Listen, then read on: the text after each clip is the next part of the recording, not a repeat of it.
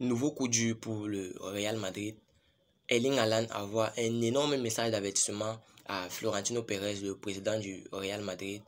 Le Santiago Bernabéu, notre stade emblématique, fait polémique en Europe. Jude Bellingham donne ses 3 favoris pour le Golden Boy 2024. Je vous donne tout ça dans cette vidéo, alors restez scotchés jusqu'à la fin pour ne manquer aucune partie de ces informations. Salut et bienvenue sur Access Sport Life, moi c'est Wilfried. Ici je parle Real Madrid, je vous donne les actualités du Real Madrid, je vous donne mes avis concernant le Real Madrid. Si c'est un sujet qui t'intéresse, alors abonne-toi et active la cloche de notification pour ne manquer aucune de mes prochaines vidéos. Je vais entrer directement dans le vif du sujet. Gros coup dur pour le Real Madrid. Dani Carvajal rejoint l'infirmerie à son tour et ne jouera plus aucun match pour cette équipe du Real Madrid dans cette année 2023. Après Courtois, Militao, Arda Güler, Eduardo Camavinga, Aurélien Tchouaméni, Vinicius Junior, Luka Modric, c'est au tour de Dani Carvajal qui a rejoint l'infirmerie du Real Madrid. Un communiqué officiel qui est sorti sur la page Twitter du Real Madrid. Le communiqué officiel qui est apparu sur la page officielle du Real Madrid sur Twitter. Ce communiqué disait: suite à des examens réalisés sur notre joueur Dani Carvajal par les services médicaux du Real Madrid, il a été diagnostiqué d'une blessure au muscle solaire de la jambe gauche. D'après les informations de quelques presses, Dani Carvajal serait indisponible pour 3 à 4 semaines, ce qui fait en sorte qu'il ne jouera plus aucun match avec cette équipe du Real Madrid dans cette année 2023. C'est une super mauvaise nouvelle pour le Real Madrid. Nous savons tous, ces derniers temps, compte beaucoup sur Dani Carvajal. Pour ceux qui suivent beaucoup ou bien qui suivent de très près les matchs du Real Madrid, vous connaissez la contribution que Dani Carvajal apporte ou bien a apporté dans cette équipe-là après ces nombreuses blessures que le Real Madrid a subies. Dani Carvajal se retrouvant à l'infirmerie présentement, c'est une grosse perte là que reçoit ou bien que ressent cette équipe du Real Madrid.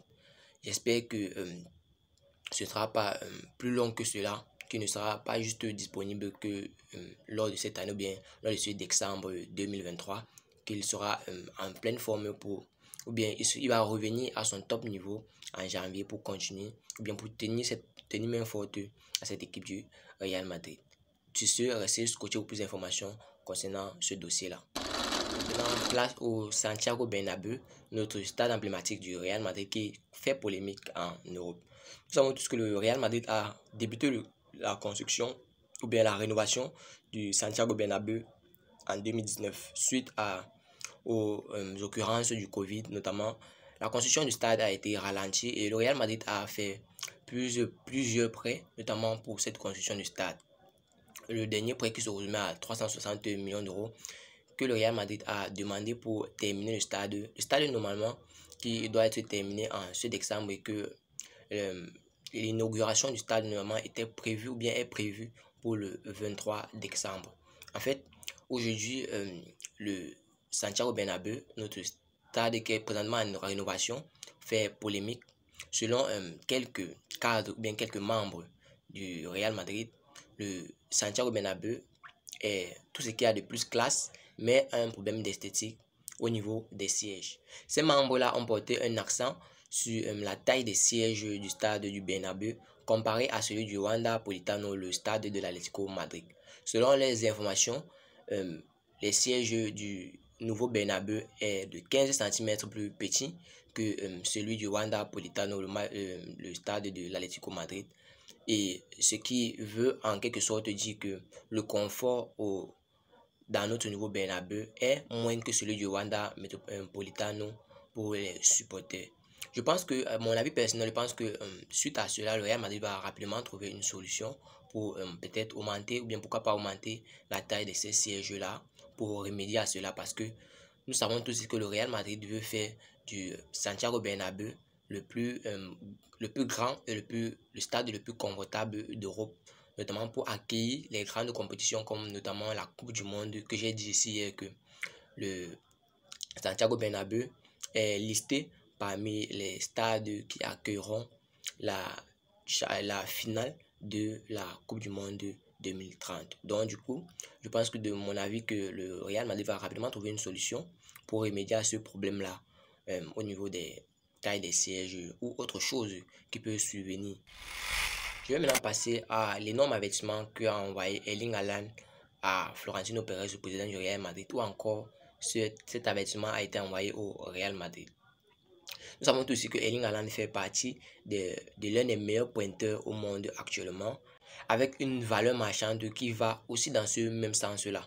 Ici, je vais porter l'accent sur le fait que Erling Haaland a envoyé un avertissement en faisant comprendre à tout autre club, bien au Real Madrid, qui veut le recruter, que avant de pouvoir le recruter, ils vont devoir s'entendre avec l'agent de Erling Haaland. Il s'agit ici de Rafaela Pimenta. Lors d'une interview accordée, Rafaela Pimenta a porté l'accent sur les 1 milliard dont elle avait fait part pour Erling Haaland. Elle avait fait part d'une clause libératoire d'1 milliard d'euros pour Erling Haaland. Elle est revenue sur ces propos-là lors d'une interview où elle a dit ceci. Je vais vous relayer exactement ce que Rafaela Pimenta a dit lors de cette interview-là. Elle a dit ceci. Après ma déclaration, j'ai lu des rumeurs parlant d'une clause d'1 milliard que le Real Madrid aurait fixée pour un joueur. À ce moment-là, Rodrigo venait d'être prolongé avec une clause libératoire d'1 milliard d'euros. Donc d'ici, elle parle de Rodrigo. Elle a continué en disant, en tout cas, en ce qui concerne Erling Haaland, je ne faisais pas référence seulement à son contrat, mais à tout ce qui l'entoure. Elle parlait ici des clubs, des sponsors et des maillots. Elle a continué ici en disant, certes, le parcours de Erling Haaland finira par toucher ces chiffres. En ce qui concerne la clause, c'est une façon de faire dire au club, c'est moi qui décide. Elle a ici terminé en disant, mais je pense que si nous voulons un avenir serein, nous devons dialoguer. Ici, c'était un avertissement qu'a envoyé Rafaela Pimenta, l'agent d'Erling Haaland, au Real Madrid concernant sa pépite. Où elle dit en fait, je vais vous donner mon décryptage de ce que j'ai compris par rapport à ce qu'elle a dit. Elle dit ici que Erling Haaland, comparé à d'autres joueurs que le Real Madrid a déjà eu, sera un cas différent, que c'est elle qui va contrôler tout ce qui concerne sa clause libératoire et autres, et que en quelque sorte son contrat concernant le club, le maillot et puis les sponsors se tiendra à une valeur de moins 1 milliard d'euros pour ce joueur Erling Haaland. Là, c'était l'abaissement qu'envoyait Erling Haaland et que le Real Madrid devra s'entendre avec Rafaela Pimenta le concernant pour pouvoir potentiellement le recruter. Restez scotché pour plus d'informations concernant ce dossier-là. Dites-moi en commentaire, pensez-vous que le Real Madrid doit se lancer sur Erling Haaland ou bien pensez-vous que le Real Madrid doit aller sur Kylian Mbappé? Dites-moi tout cela. Dites-moi tout cela en commentaire. Dites-moi aussi, pensez-vous que le système de jeu, bien la façon de jouer d'Erling Haaland correspond à celui du Real Madrid? Dites-moi tout cela en commentaire. Et je vous donnerai aussi mon avis. Et surtout les gars, n'oubliez pas de vous inscrire sur SBet en utilisant notre code promo ActuSportLive que vous pouvez le voir sur la fiche. Vous recevrez tous les bonus SBet, commençant par les bonus sur vos premiers dépôts et encore plus de bonus pour les parieurs réguliers. Je vais maintenant essayer de terminer avec cette déclaration-là de Jude Bellingham qui a donné ses 3 favoris pour le Golden Boy 2024. Lors d'une interview accordée à Tuttosport, Jude Bellingham a été posé la question de savoir qui, selon lui,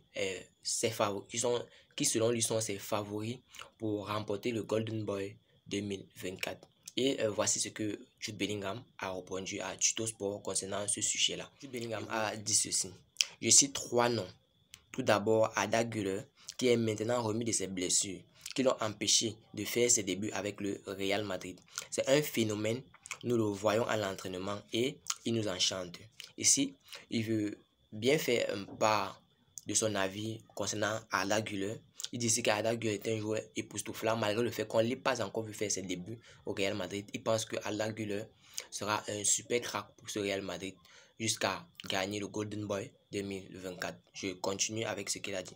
Il a cité maintenant son deuxième joueur. Ensuite, il a continué en disant ensuite, mon ancien coéquipier Jamie Gittens. Jamie Boy Gittens du Borussia Dortmund où il jouait d'abord. Il a cité ce joueur du Borussia Dortmund. Et en troisième position, il a donné le troisième nom qu'il a donné est celui de Jude Bellingham, son frère. Il a continué en disant enfin, mon frère Jude Bellingham, un attaquant puissant comme notre père. Ça, c'était les propos de Jude Bellingham concernant ses 3 favoris au Golden Boy 2024. Et il a ici cité Arda Güler, Jamie du Borussia Dortmund et son frère Joe Bellingham pour le prix de Golden Boy 2024. Dites-moi en commentaire si vous êtes du même avis que Jude Bellingham, parce que chacun a son avis. Jude Bellingham peut donner pour lui et Vinicius Junior sort en donnant pour lui, qui est totalement différent de celui de Jude Bellingham. Donc c'était l'avis de Jude Bellingham, comme demandé par Tuto Sport. Dites-moi en commentaire, que pensez-vous comme Jude Bellingham que les 3 noms qu'il a cités là sont de potentiels favoris pour gagner, pour remporter notamment le Golden Boy 2024? Dites-moi tout cela en commentaire. C'était tout pour cette vidéo. Si tu as suivi cette vidéo jusqu'à la fin, merci. Laisse-moi un like, ça fait plaisir, c'est gratuit. Abonne-toi et active la cloche de notification pour ne manquer aucune de mes prochaines vidéos. C'était 8 weeks pour vous, Actu Sport Live, à la Madrid, à la Los Blancos. Ciao, bye bye, une prochaine vidéo.